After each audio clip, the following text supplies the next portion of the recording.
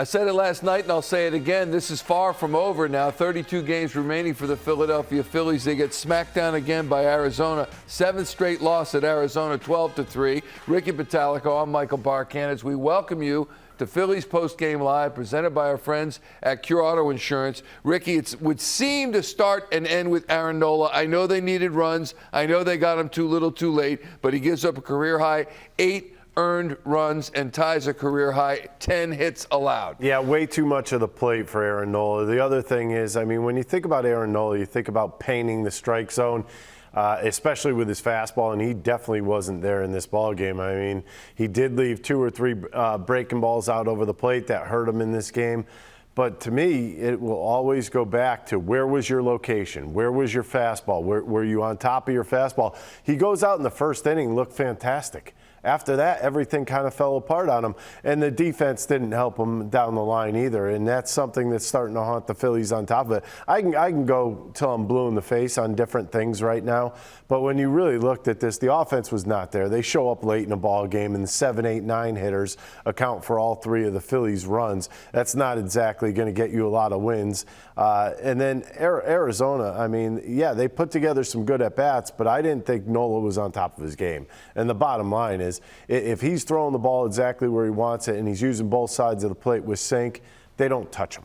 So 5-0 last game against Pittsburgh here, 13-7 last night, and 12-3 losses all to Pittsburgh and the Arizona Diamondbacks. Let's check in with Ruben Amaro Jr. Call tonight's game with Tom McCarthy. Ruben, you've been a player, you have been a coach, but I want to talk to you as a general manager.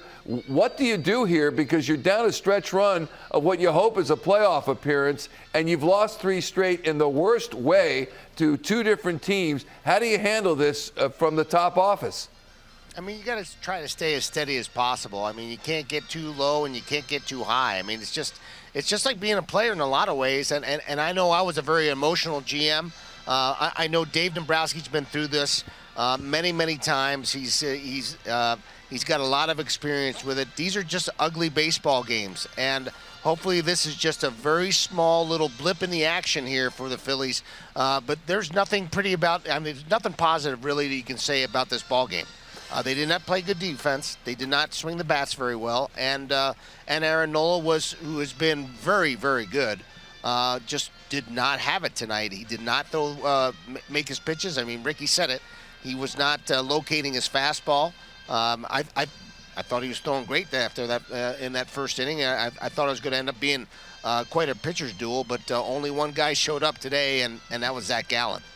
Ruben, the other thing is, I mean, when you look at this ball club right now, I'm watching Alec Boehm gimp around. I'm watching Schwarber gimp around. Wheeler's down. Eflin's down. I mean, Castellanos is out with a toe injury. Is this starting to take its toll right now on this team? I think this is one of the, I mean, you talk about it, it's the dog days of August, and you have to kind of fight through it, and that's what this team is going to have to do. And again, these are some veteran guys. I know Alec Boehm's not a veteran. He's trying to play through a little bit of a quad. There's other guys trying to play through some things, but hey, they're going to have to get over the hump, and I think that they will. I think they have enough of a veteran presence in there where these guys will start playing better baseball.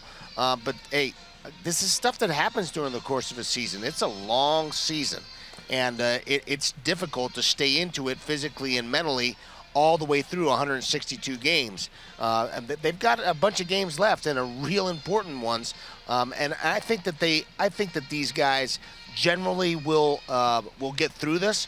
It's tough to win in the West Coast. It's obvious that these guys do not play very well here in the desert. They haven't won a game here since 2019. That's not a great sign, but they're going to have to figure it out because it's going to be in a very important stretch run.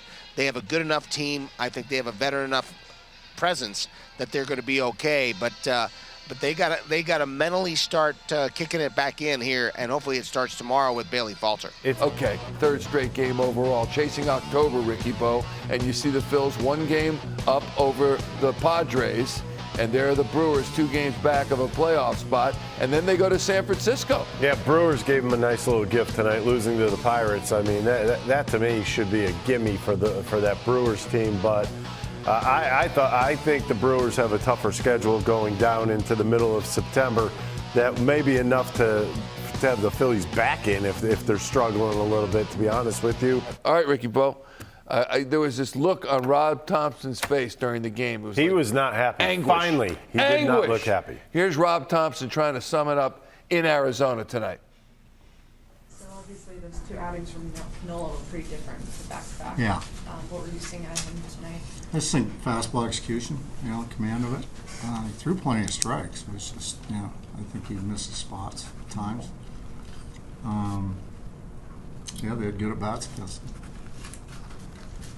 him. The thing is, what scares me sometimes is guys throwing complete games and coming back on regular rest. I mean, 9 outs can wear you out, He's not going to admit to that, but it worries me. He gets an extra day, extra couple Yeah, days now, right? He's going to get some extra rest now. So. Because there's 2 off days between his next one, and Wheeler possibly pitches his day, right? Right. At home? Right. Okay. Yeah. It actually looked like some of his spins and some of his velo might have been up a tick. Yeah. Yeah, I thought stuff was good. I think the fastball command, some pitches leaked out over the plate on lefties. And Speaking of lefties, McCarthy hits first pitch triple for 2 runs and first pitch homer for 3 runs. yeah. It looked like he knew it was coming. Do you think he was tipping? Nola was tipping or something? Oh, we always look at it. We'll check it out, but we'll see. I don't know. Did that cross your mind in real time? Yeah. It did. It always crosses my mind.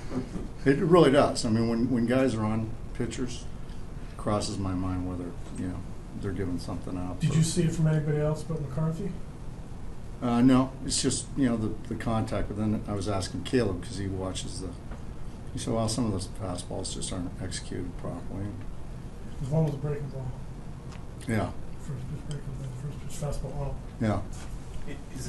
Can it be a deflating tone when you have your guy out there and just early on at a 5 spot like that? Can that be deflating for the rest? Especially after what happened last night. Yeah, I guess it could, but I didn't sense the energy level on the bench go down or anything. I think everybody was still up and trying to get back in it. And so I didn't sense the energy level change. And 27-10 in the last 3 games. Man. Ugly. That's terrible. All right, Aaron Nola in the clubhouse on what beset him tonight.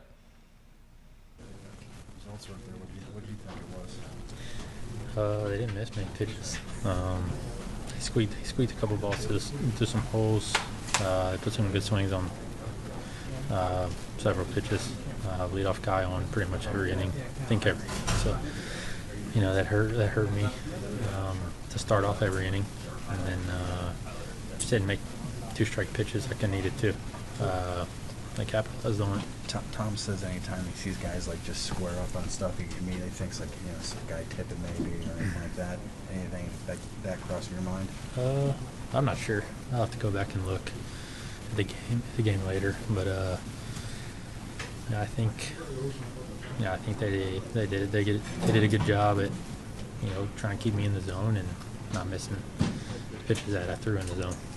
It's kind of weird. It's been all or nothing because you've been up 5 runs and 4 starts, but then 0 or 1 runs and 6 other starts. Has it been kind of confusing for you to be kind of those 2 extremes? It's kind of weird, huh? But I guess that's the way baseball goes sometimes, and I think today's an example of getting a leadoff hitter out and a team capitalizing on keeping you in the zone and sticking to their plan. But I think that was a big thing for me. I didn't get the first out every inning, and that made me pay for it. Yeah, what kind of challenges there might they have a lot more younger guys now? It seems like they have a little bit of energy. Yeah, you got 3 good guys. They got some speed with them, and they put the bat to the baseball, and I think they're going to be pretty good down the road. But this team hadn't faced a lot of those guys before, so.